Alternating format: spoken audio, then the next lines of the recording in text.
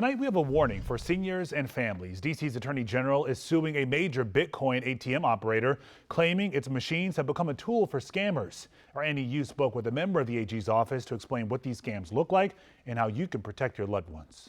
What's the most common scenario that you're seeing with seniors and Bitcoin ATMs? How does this scam typically start?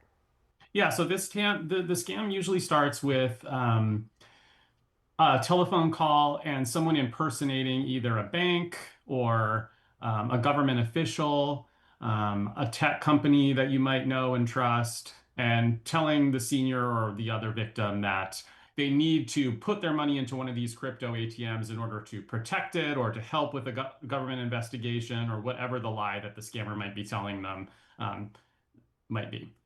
So are there specific phrases or instructions that the scammers are using? For instance, we've heard from experts, that tell us about these scams that there's a lot of urgency in these scam calls. What are some tips that you can give us?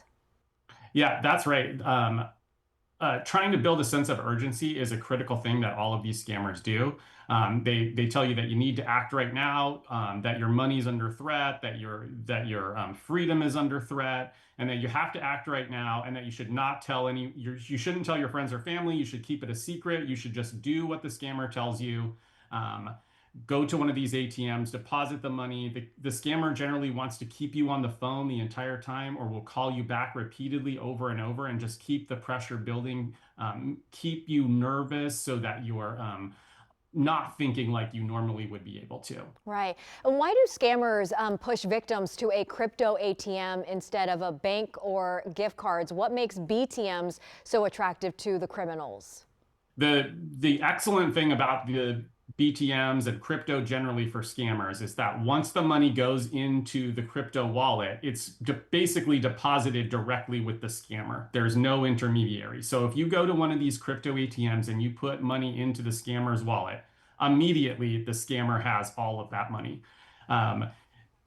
Gift cards were a popular and still are a popular way that scammers try to get your money. But the smoothness for the scammer of depositing the money right into these crypto ATMs and it coming right to the scammer immediately, it's just too attractive, and scammers are increasingly moving to this method to get the money out of the victim's wallet and into the scammer's wallet. Okay, so if someone already sent Bitcoin, is there any realistic path to getting the money back? The Bitcoin, once you transfer money to another Bitcoin wallet, there's no way for the money to be returned. That's something that the scammers really like. If it goes from one bank account to another bank account, the bank might be able to intervene and reverse that transaction. But with crypto, it doesn't work that way. So the second the money is transferred into that scammer's wallet, there's no way really for law enforcement to get that money back. It's so heartbreaking to see the scammers prey on older adults, preying on the trust and confusion piece that you mentioned earlier. What are some real good tips for any of us to have, with caregivers, or for instance, in my case, I care for my parents. What kind of conversations should we be having to make sure that they are protected? I think the most important thing is to let your family and your friends know, and to just remind each other not to keep secrets.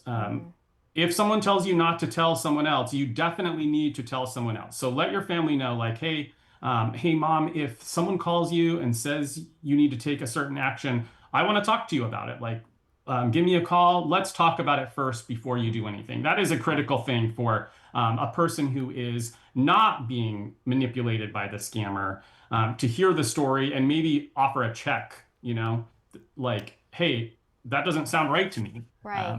That is a really critical feature. Jason Jones, Assistant Attorney General at the AG's office. Thank you so much for giving us that important information.